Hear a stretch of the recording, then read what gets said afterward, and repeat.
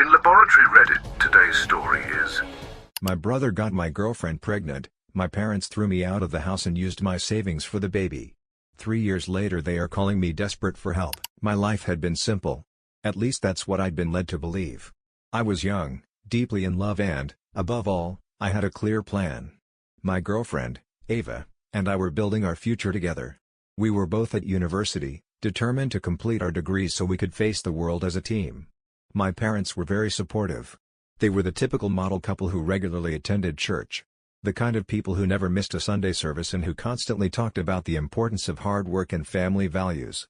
They were firm in their principles, certainly, but they were always available when you needed them, or at least that's what I had been convinced. Ava and I had been together for 2 years. We met during our first year at university and hit it off immediately. We shared big aspirations, ambitious dreams. I always imagined that I would get a stable job, eventually pay off my student loans and maybe buy a house on the outskirts of the city. I could already visualize it. Us, a dog, a family, the classic American dream, but nothing had prepared me for the storm that was approaching. It was late when Ava told me she was expecting a baby. Her words hit me like an unexpected blow. They took my breath away. I wasn't ready for this. We weren't prepared. We were still organizing our lives. I had my own goals and she had hers. But there it was, an undeniable reality in front of us. The following weeks were spent in confusion. We talked for hours, weighing up our options. Ava wanted to continue with the pregnancy. She was scared, but her heart had already made the decision. I couldn't blame her. I felt scared too, but I backed her choice. The more I thought about it, the more I realized that we were about to start a whole new chapter. And this time it wasn't just about me. It was about us as a unit, but everything changed drastically the day I discovered that my brother Josh had also had a relationship with Ava. I can still feel the impact inside me when she confessed it. She was crying her eyes out. Her face hidden in her hands. She apologized repeatedly, but nothing eased the pain. My brother, whom I had always considered my best friend, had betrayed me. Not only that, but he was the baby's real father. I was speechless. My whole world collapsed in that moment. How could they do this to me? How could she? I tried to understand, but it seemed impossible. Ava and I had been in a relationship for over 2 years. How had this happened? I called Josh. I needed to hear it from him directly. When I confronted him about it, he acted nonchalant. He never offered a sincere apology. He simply said that it had happened and that we should move on. Move on. My heart felt broken. I couldn't process it. I didn't expect that from him. And then there were my parents. When they found out about the pregnancy, they were disturbingly calm. Too calm. I remember my mother's reaction like it was yesterday. She just looked at me with a blank expression and then muttered something about divine designs. She said that it was all part of a higher purpose, a test of faith, that we each had a role to play and we had to accept it. My father, who had always been the strictest, just nodded in agreement. They didn't even mention the fact that Josh was involved. They ignored it as if it were of no importance, but when they started talking about the family, that's when I lost it. They said I should support Josh, that this was our chance to show love and forgiveness, and that I needed to let go of my anger. It was all part of God's plan. That's what they said. My mother actually said that, and as much as I wanted to scream, as much as I wanted to tell them how they had failed me, nothing I said could change their perspective. They were so blinded by their beliefs that they couldn't see the damage this was causing me. The days that followed were chaotic. My parents continued to pressure me to forgive Josh, to help him. They tried to convince me that it was for the greater good. They told me to be a person of integrity, to rise above the situation. They pointed out that I was the older brother, that I should set an example for the family. The hypocrisy was overwhelming. They said they had sacrificed so much for me and that now it was my turn to make things right. The more they insisted, the more I felt like I was suffocating. Now I saw it clearly. Everything I had worked for, everything I had mentally constructed for my future was fading away. My desire to graduate, to live independently, to fulfill myself as a person. Everything was slipping through my fingers like sand. My life was not only being diverted. It was being taken over by my family's decisions. By a betrayal impossible to ignore, by a plan that did not belong to me. But then came the worst. My parents turned against me. They didn't say it directly at first, but every conversation, every suggestion they made about how I should handle the situation felt like an attack. They had made their decision. They would support Josh and Ava, and they expected me to fall into line. I told them I couldn't. It was impossible for me to support Joshua not after what he had done. I couldn't help look after the baby. I had my own future to consider, and that didn't include solving the problems created by my brother. They didn't take it well. My father was furious. He said I was acting selfishly and abandoning my family when they needed me most. My mother's voice broke as she begged me to reconsider my position. She said I couldn't turn my back on my brother. That this was a test of faith and I would regret it, but nothing they said made sense. They had never held Josh responsible for his actions. They had never demanded he make amends for his mistake. That's when it happened. The moment that changed everything, I was expelled. It wasn't a dramatic confrontation, just a cold and calculated decision. I was informed that I could no longer stay at home. They said they couldn't have me around if I was going to maintain such a negative, divisive attitude. They ordered me to leave and warned me that I would never be welcome again unless I apologized to Josh and accepted the plan. And that was it. They took my college fund. The money I had saved so hard and entrusted to their safekeeping. They used it to turn my room into a nursery for the baby. I felt my whole world crumble. The room that had once been full of dreams and hopes was now being adapted for a child that wasn't even mine. My future, my education, my freedom were being eliminated in favor of a situation in which I had no part. My parents claimed it was God's will. They said it was all part of a higher purpose, but I couldn't see it. All I could see were the remnants of everything I had worked for, everything I had believed in. They didn't even offer an apology. They just said it was necessary. And from their perspective, they were right. This was their path now, and I was supposed to accept it. So, I walked through the door. And for the next 3 years, I didn't look back. The first few weeks after I left felt like a blur, as if my whole world had been suddenly turned upside down. I stayed with a friend temporarily, sleeping on his sofa, feeling the weight of everything that had just happened. I hadn't planned it, but it was my only option. I had no home, no support system, and only my stubborn dignity to cling to. I didn't want to feel sorry for myself, but that didn't stop the wave of resentment that washed over me every time I remembered how everything had fallen apart. I couldn't recover my university fund. I lacked the resources to take legal action. The most painful thing was the silence. For the first time in my life, I wasn't part of the family plans. I wasn't part of anything. No phone calls, no messages, no dinner invitations. It was as if I had simply been erased. My parents, who had once promised me the world, had now closed their doors, treating me like a stranger. Every attempt to contact them resulted in cold responses or conversations focused on the baby. They didn't even try to understand me. All they cared about was Josh, Ava and that child. I didn't even represent a minor mention in their lives anymore. And Josh was in every conversation. My parents talked about him constantly, about how he took responsibility, how committed he was to Ava, how he would be an exemplary father. They acted as if nothing had happened between us. They acted as if I was the one who had betrayed them by refusing to help. It didn't matter that he had crossed boundaries in the worst possible way. For them, he was the one in whom they placed all their hopes. Nothing made sense. I had given up everything to help them, to do the right thing. But when I needed them most, they abandoned me. And all for the benefit of a child who wasn't even mine. It was a cruel joke.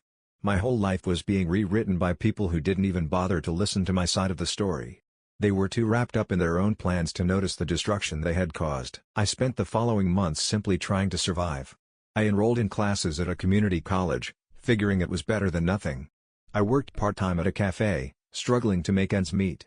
I tried not to think about my past, about my parents' actions. But no matter how hard I tried, the anger always came back.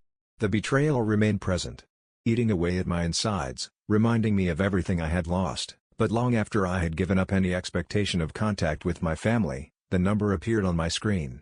One I hadn't seen or considered in years. For a moment I contemplated it, unsure whether to answer. My curiosity prevailed. I swiped to accept. I brought the phone to my ear with almost clinical detachment. Her broken voice came through the line, weak and trembling.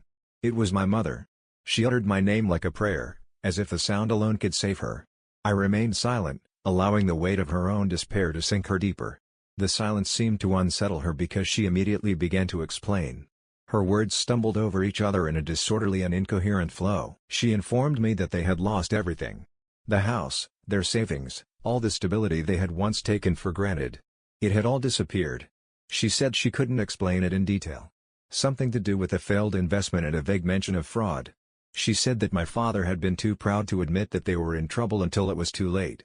Now they were drowning financially, barely maintaining basic services, barely gathering enough to feed themselves. He asked me if I was still listening. his voice breaking under the weight of his own shame. I replied that I was listening, keeping my tone deliberately neutral, distant. I wanted him to perceive the casual separation they had created when they turned their backs on me. He continued with his words, hesitant but persistent. He said he wished the circumstances had been different and that he regretted how they had treated me. He begged me to return home, to help them, to be the son they needed now that they had no one else. I waited until his words ran out, until his pleas hung in the air like smoke in an enclosed space. When I finally spoke, my voice was calm, measured, almost impersonal. I reminded him that it had been 3 years since they decided they didn't need me. 3 years since they took everything I had worked for and gave it to someone who hadn't earned anything. I explained that during that time I had struggled to get out of the abyss into which they had thrown me, rebuilding my life brick by brick, alone. And now, after all this time, they thought they could call me and undo all that with a few tears and a superficial apology. I didn't raise my voice. It wasn't necessary. Each word functioned like a scalpel, cutting away any lingering illusions I might have had about forgiveness. He tried to interrupt me, but I wouldn't let him. I made it clear to him that he couldn't rewrite history simply because it suited him now. I told him that I meant nothing to them then and that I meant nothing to them now.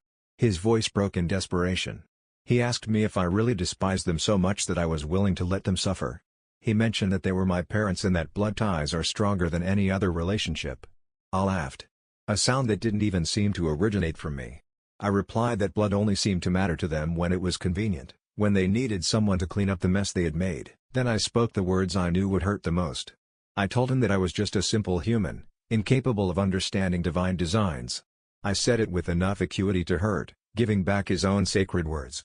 I reminded her of the countless times she had urged me to accept the divine will, to put aside my personal feelings for the good of the family.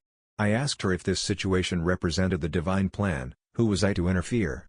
I should accept it just as they expected me to accept my expulsion. She sobbed down the phone, begging me to reconsider. They said they were sorry, that they had learned their lesson, but I stood firm. I explained that their regret was a matter between them and their faith, not with me. I was not their savior. I was not their second chance. She tried to evoke memories of the past, of my childhood, of the pleasant moments we had shared. He claimed that he had loved me then. That he still loved me now. I replied that love is not something you can turn on and off like a tap. I told him that love was not what they showed me when they threw me out of their home, when they stripped me of my dignity, took my money and called it divine will. Her sobs intensified, becoming more desperate, but they did not affect me. I had spent too many nights crying alone, too many days wondering if I would ever feel whole again. Her tears could not reach me now. They could not undo what had already been done. I made it clear to her that I did not owe them anything. Not my time, not my money, not even my compassion. I explained that the decisions they had made had consequences and it was not my responsibility to protect them now that they were finally experiencing the effects. I reminded him of the nursery built in my old room, intended for my brother's son. I suggested that he turn to him now, to the son they chose over me. If anyone should step in to help them, it was him. He begged me not to end the call, but I had already done so. I wished them peace in their faith, the same faith they used as a tool to destroy me, and ended the call. For a long moment, I sat there staring at the phone in my hands. I expected to feel something. Anger, sadness, even guilt, but I felt nothing. Only a cold, empty stillness. They had built this distance between us piece by piece and now it was impenetrable. I put down the phone and went back to what I had been doing before the call as if nothing had happened. Perhaps that was the most disturbing thing of all. That her despair, her tears, her regret no longer meant anything to me. They had turned me into a stranger and I had accepted it. There was no going back. Update 1. It was Josh who was calling. He began with a calm, almost carefree greeting. He said he wanted to talk to me. As soon as I heard his voice, an avalanche of memories came flooding back, memories of the man who had played a part in the disaster that had transformed my world. I felt my stomach contract and my throat dry up, but I refused to let it get to me. I categorically refused. I asked him what he was looking for, maintaining my cold and cautious tone. I wasn't going to make things easy for him. He mentioned that he understood the complexity of the situation, but that was not the real problem. He indicated that he needed to explain something important. He sounded serious, as if he had been holding these words back for too long. As much as I despised this man, I found myself listening. Forgive me, no matter how hard I tried to resist, I was still hoping for some show of responsibility, some kind of sincere apology. Josh continued to speak slowly, as if carefully selecting his words.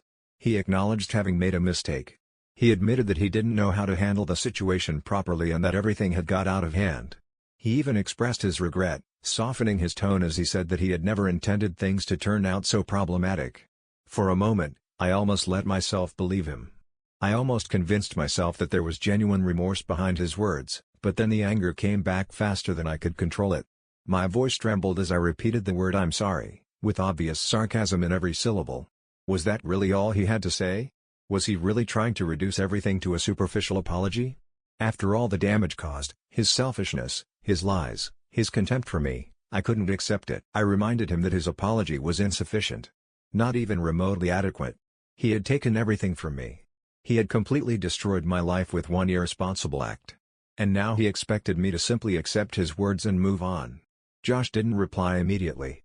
I could almost hear him thinking, searching for the right words to salvage the conversation. I didn't care anymore. He didn't feel true remorse. He only regretted having been discovered. He regretted that circumstances had not unfolded as he had expected. His remorse was irrelevant. His regret did not alter the fact that I had been abandoned, left behind by my own family. When he finally spoke again, his voice was softer, charged with more emotion than before. He assured me that he wasn't trying to make me feel guilty, that he wasn't asking for my money or expecting me to solve his problems. He said in a low voice that he was trying to rectify the situation, for me, for Ava, for the baby. I could feel the weight of those words hanging between us, but no matter how sincere he seemed, it didn't matter. I couldn't fix this, not now, not ever. I couldn't listen to him anymore. I yelled at him to stop. I didn't want to hear anymore.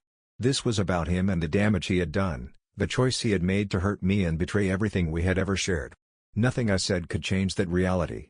Josh's voice trembled as he apologized again, sounding more desperate this time, but I was done. I had heard enough. He could repeat "I'm sorry" an infinite number of times, but it wouldn't undo the suffering, it wouldn't repair the damage caused. I told him I didn't want to hear anymore and ended the conversation. Update 2. 1 week later. The phone rang again. 7 days later. This time a different name appeared on the screen. Ava, my brother's wife, the mother of the child I had been expelled to make room for. For a moment I hesitated to answer, but curiosity prevailed again. I wanted to hear what possible justification she could offer for getting involved in this situation. Her voice was soft, almost timid, as if she were walking on fragile ground. She greeted me tentatively, expressing her hope that I was well and mentioning that it had been a long time since we had last spoken. I did not reply, allowing the uncomfortable silence to linger between us. I wasn't going to make it easy for her. Finally, he addressed the main issue. He mentioned that my mother had told him about the conversation from the previous week, about how the situation was critical, really serious. He said he understood my anger, but begged me to consider my nephew. He pointed out that he was innocent in all this conflict, that he should not suffer for the mistakes of the adults around him. I felt the anger starting to build, slowly and insidiously. She had the audacity to call me to ask me to fix the mess they had created. And now she was involving a child in this? I clenched my jaw, trying to contain the emotional storm building inside me. But she went on. She claimed that my nephew admired me, even though we had never met in person. She emphasized that he deserved the chance to have a proper life, and that if I could only find it in my heart to forgive them, it could make a significant difference. I interrupted her, in a slow, cold voice. I asked her to stop. I told her that I didn't want to hear another word about that child. I made it clear that if she thought that mentioning the little boy would magically erase the years of pain and betrayal she had endured, she was even more deluded than I had imagined. She stammered, clearly taken aback by my direct response. She said she didn't mean to upset me, she just wanted me to understand the situation. She mentioned that the family was expected to stick together, especially during difficult times. At that moment I lost control. I told her that she had no right to lecture me about family, not after everything that had happened. I reminded her how I was unceremoniously expelled to make room for her and her son. I reminded her how my college savings were used to set up a daycare center for the son of the man who had betrayed me in an unforgivable way. I asked her that if she wanted to talk about family, she should talk to my brother, the favorite. Where was he now? Why wasn't he the one taking responsibility for resolving the situation? She tried to defend him, claiming that he was doing his best, that he was working hard to support his family.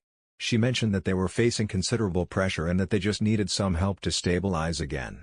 I laughed, bitterly and harshly. I told her that her husband had always been selfish, an irresponsible freeloader all his life. And I doubted that it changed. I pointed out that if she had married him expecting something different, It was her mistake, not mine. I made it clear that I owed them nothing, not her, not him, not their son. She began to cry, her voice breaking as she begged me to reconsider. She said they didn't know how they would survive, that they were on the verge of losing everything. She expressed her fear for her son's future and her ignorance about where else to look for help. Her tears only intensified my indignation. I told her that if she experienced fear, she should have considered it before getting involved with my brother. I reminded her that she had chosen her path, now she had to face the consequences. I made it clear to her that her son's future was her responsibility, not mine. If she intended to adopt the role of victim, she would have to find someone else who believed in her sob story. She made one last attempt, her voice trembling. She said she knew I was a good person. That deep down I still cared about my family. She said she believed I could find it in my heart to forgive them, for the child's sake if for no other reason. That was the last straw. I let the words flow, sharp and cutting. I called her a coward for considering that she could use a child to manipulate me. I called her deluded for believing that I would ever forgive them. I called her selfish for expecting me to solve the problems created by her husband. I told her that she and my brother were perfectly compatible, two people accustomed to taking without offering anything in return. By the time I had finished, her sobs were uncontrollable. She tried to say something, but I wouldn't let her. I asked her to save her tears because they wouldn't work on me. I suggested she inform my parents, my brother and anyone else interested that she was done being their scapegoat. Before she could reply, I ended the call. My hands were shaking, not with regret. It was a kind of anger that left a bitter taste, the kind that continues to burn long after the flames have been extinguished. I sat for a moment, staring at the phone in my hand. I thought of the child she had mentioned. The innocent one she had tried to use as a bargaining chip. For a fleeting moment, I felt a pang of guilt, but it quickly dissipated. That child was not my responsibility. He was not my problem. It was not I who had brought him into a world of chaos and instability. No, that was their fault, my brother, his wife, my parents. They had made their own choices. They had destroyed their own lives with their own actions. And now they were struggling to find someone to blame, someone to rescue them. But that person would never be me. Update 3, 15 days later. When I received the call from the church, I was surprised. I hadn't thought about them for years. Religion had been a central element in family life while I was growing up. However, it had always felt more like an instrument of control than a source of comfort. The voice on the other end identified itself as Pastor Daniel. Someone I vaguely remembered from my adolescence. He mentioned that he hoped I remembered him and that he was contacting me to talk about my family. I braced myself, anticipating the typical guilt trip or moral lecture. Instead, his tone was calm, measured and surprisingly understanding. He made it clear that he did not intend to take sides or put any pressure on me. But he wanted to mediate if I was receptive. He explained that my parents had come to the church desperate for help. And they mentioned our estrangement. He thought it was valuable to try to hear my side of the story before making any assumptions. Something about his approach disarmed me. I sensed no judgment in his voice. There was no implied obligation. He made it clear that this was entirely up to me and that he respected my right to decline the conversation. For the first time in years, I felt that someone was truly willing to listen, not simply to preach. I agreed, but on my terms. I explained that this would not be a sad story or a moment of reconciliation. If he was calling to facilitate a reconciliation, he needed to understand the full situation. He agreed and asked if I would be willing to share my perspective of what happened. I started slowly, relating the events that led to my departure. My tone was controlled, almost analytical, as if I were narrating someone else's story. Pastor Daniel listened silently. His only responses were occasional murmurs of understanding. I told him about the years that followed, the indignation and disaffection, the sense of betrayal that never completely disappeared. I described how I rebuilt my life, one item at a time, without them, and how their recent attempts at contact seemed like a last-ditch effort to use me again. When he finished, there was a long silence. I could hear the faint noise of the line as Pastor Daniel processed all the information that had been shared. Finally, he spoke and there was something unexpected in his voice. Compassion. He said he deeply regretted everything that had happened, that no one should experience such betrayal, especially from their own family. He said he hadn't understood the magnitude of the situation. Evidently, my parents had only given him a partial version of the facts.